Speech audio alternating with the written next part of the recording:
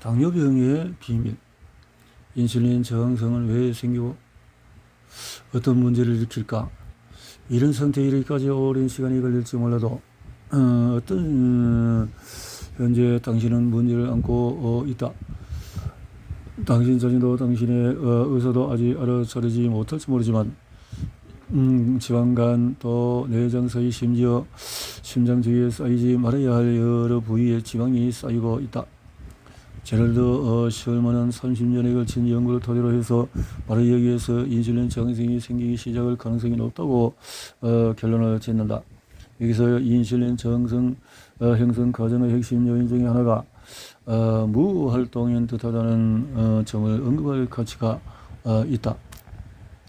인슐린 저항성은 우리가 많이 듣는 용어인데 실제로 어떤 의미일까?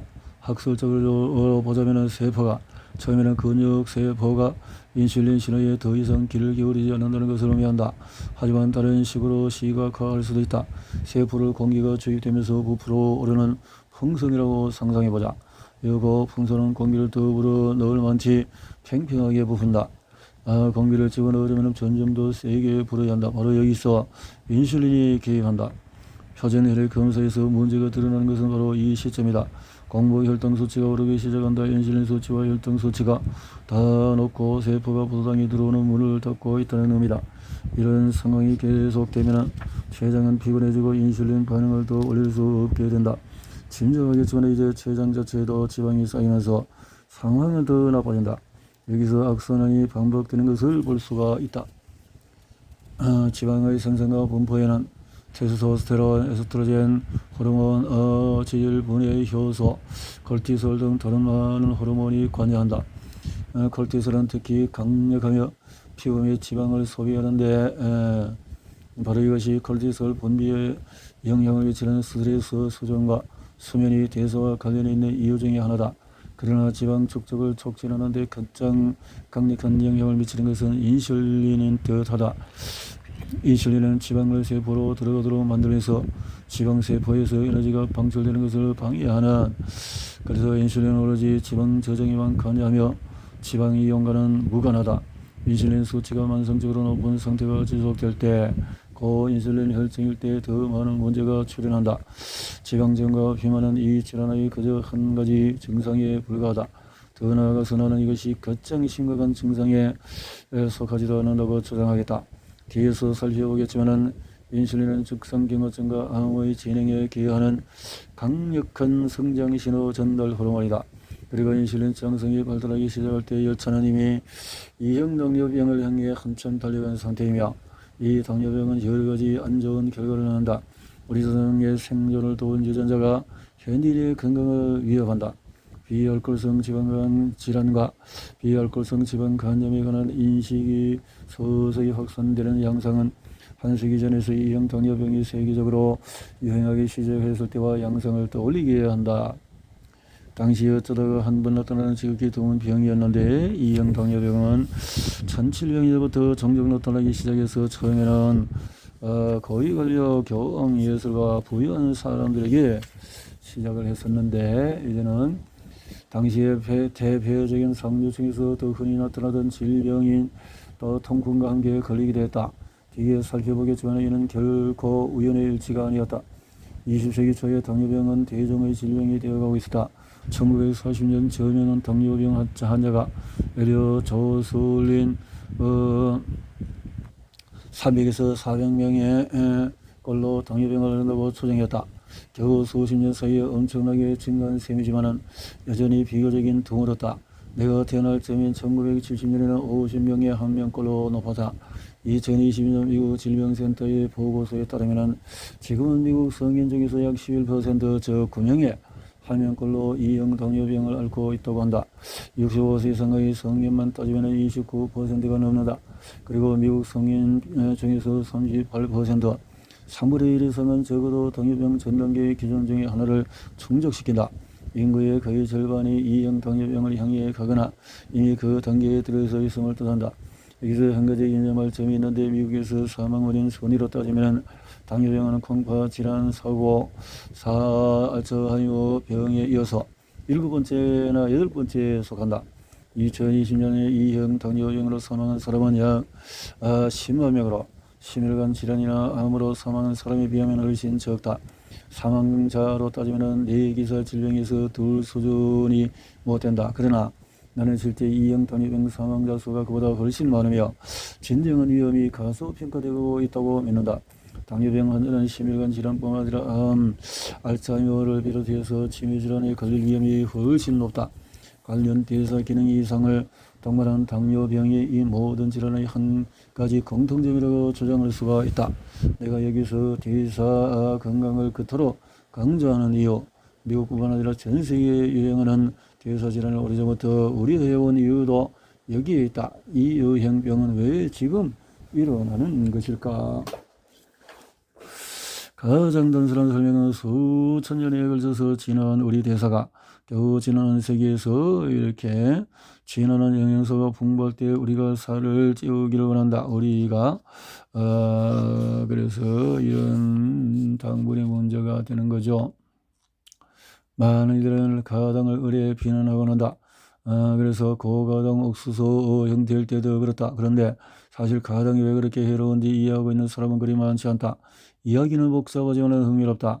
여기서 핵심 요소는 가당이 다른 당들과 다른 방식으로 대사가 된다는 것이다. 다른 유형의 식물도 그렇지만 가당을 대사할 때는 요산이 대량 생산된다. 요산은 동풍의 원인으로 가장 잘 알려져 있지만 고혈압과도 관련이 있다. 20여 년 전에 콜로라도 대학교 공부학 전문의 릭 존슨은 가당 섭취가 혈압뿐만 아니라 지방 증가에 가장 강력한 요인으로 보인다는 사실을 발견했다. 우리는 가당이 혈량 함량만으로는 설명할 수 없는 효과를 미치고 있음을 알아냈다. 범인은 요산인 더 됐다. 다른 포유동물 심지어 일부 영장류도 요산 분해 효소를 갖고 있어서 생성된 요산을 분해해서 제거할 수 있다. 그러나 우리 인간은 이 정리하면서도 유익해 보이는 요소가 없다. 그래서 요산이 몸에 쌓여서 해로운 효과를 일으키곤 한다. 존슨 연구진은 영국 인류학자 피터 앤드루스와 함께 인류의 진화 사회를 조사하기 시작했다. 앤드루스는 런던 자연사 박물관의 영장류 진화 전문가였다. 그들이 내놓은 이야기에 따르면 수백만 년 전에 또 영장을 조상들이 아프리카 북부에서 이렇게 해서 과일을 먹고 또 겨울이었다는 거죠. 그래서 이들이 살아남으려면 섭취한 열량 중에서 일부를 지방으로 저장할 수 있어야 했다. 겨울 때문에. 그러다가 어느 시점에 우리 영장류 초정의 과당을 지방으로 전환하는 능력을 사실상 켜는 무작위 유전자 돌연변이가 일어났다. 요산 분해 효소를 만드는 유전자가 침범함으로써 저 기능을 이름으로써 였다. 이제 우리 조상들은 가당을 보면 요산이 많이 생성되었고 요산은 가당의 열량을 훨씬 더 많이 지방으로 저장할 수 있게 해 주었다. 이 연안 중에서 그들의 진화적인 후손은 다시 아프리카로 이주하고 등등등등. 그러나 현대사회에서 이 지방 저장 메커니즘은 유용성을 잃었다. 우리는 더 이상 추운 겨울에 살아남기 위해서 과일을 채집으로 돌아다니거나 지방을 쌓아둘 필요가 없다. 그래서 특히 그렇지만 샐러드 드레싱과 요구르트 등 아무 문제가 없어 보이는 식품 속에도 가당이 잔뜩 들어있다. 요산이 가당에서만 생성되는 것이 아니다. 일부 육류, 치즈, 멸치, 맥주 등 퓨린이라는 화학물질이 많이 든 식품들도 요산을 생성한다.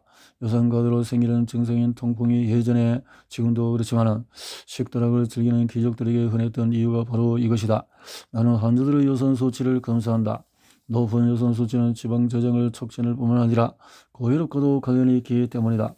높은 요산 수치는 환자의 대사 건강이나 식단 또는 양적 모두를 살펴볼 필요가 있다는 조기 경고다.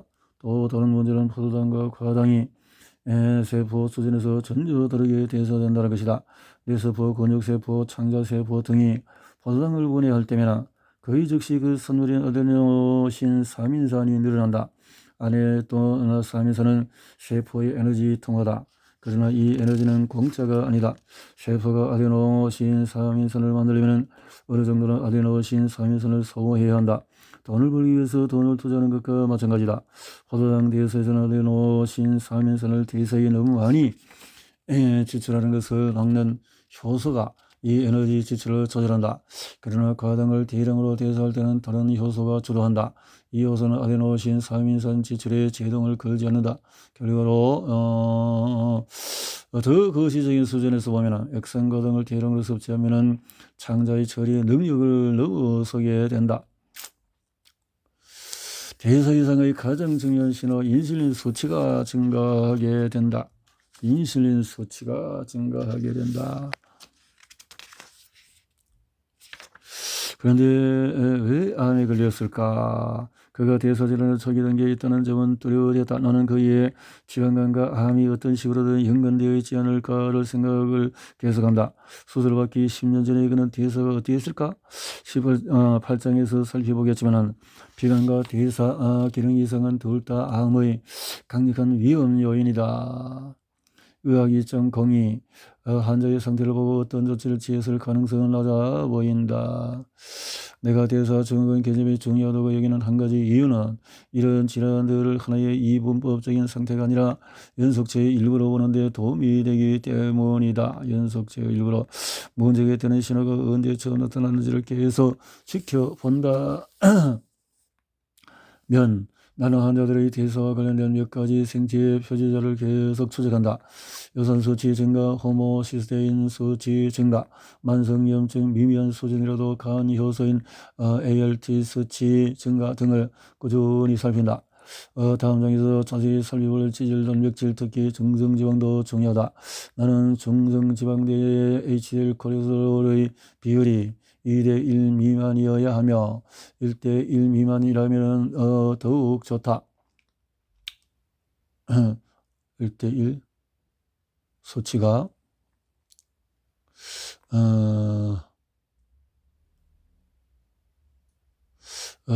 그래서 2대1 중성지방을 운반하는 지질 단백질인 VLDL 초저밀도 단백질이 수치도 추적한다.